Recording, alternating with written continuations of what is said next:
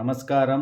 Provident fund అమ్మేశాడు, voluntary retirement పెట్టేశాడు, వచ్చిన డబ్బంతా కొడుకు ఇచ్చేశాడు. వాడు ఎంఎస్ చదువుకుంటానని అమెరికా విడిపోయాడు. నాన్నగారు ప్లేస్మెంట్ వచ్చిందండి నాకు చదువుకుంటుండగానే అన్నాడు, మంచి ఉద్యోగంలో చేరిపోయానన్నాడు, మేడ కట్టేసుకున్నానన్నాడు, 2 కార్లు కొనేసుకున్నానన్నాడు.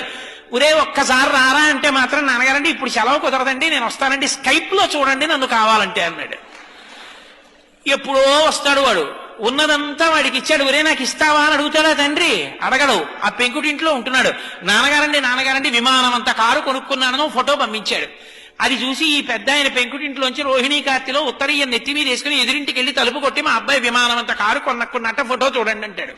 నువ్వు పెంకుటింట్లో ఉంటున్నావు కదరా అంటే, పోన్లేదురో ఎంతకాలం బతుకుతాను, మా అబ్బాయి సంతోషంగా ఉన్నాడుగా అంటాడు. కొడుకు యొక్క సంతోషాన్ని చూసి సంతోషించగలిగిన వాడు తండ్రి. తను సంతోషించి కొడుకు సంతోషించాలనడం అది తండ్రితనం అంటే.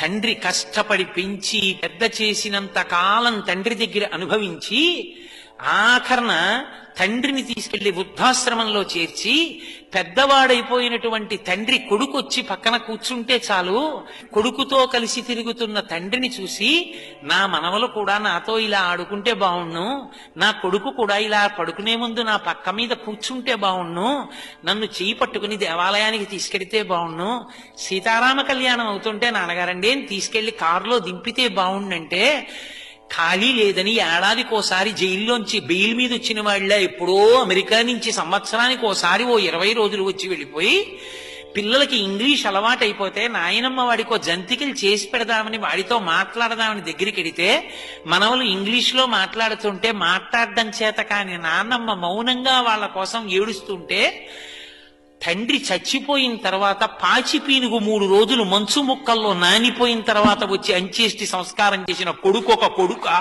వాడి సంపాదన ఒక సంపాదన. తండ్రి పక్కన కూర్చున్నవాడు తండ్రిని సంతోషపెట్టినవాడు కొడుకు. విదేశాలు వెళ్ళొద్దంటలేదు, ఉద్యోగాలు చెయ్యొద్దంటలేదు, కానీ తల్లిదండ్రులు పెద్దవాళ్ళు అయిపోయిన తర్వాత వాళ్ళ సంతోషాన్ని తీర్చడం కూడా కొడుకుల కర్తవ్యం. కొడుకు లాంటి వాళ్ళు చాలా మంది ఉండొచ్చు, కూతురు లాంటి వాళ్ళు చాలా మంది ఉండొచ్చు, కానీ కన్న కడుపున పుట్టిన కొడుకు కొడుకి. వాడికి ఆ కర్తవ్యం లేనప్పుడు వాడికన్నా ఇంట పెరుగుతున్న పెంపుడు కుక్క మీద.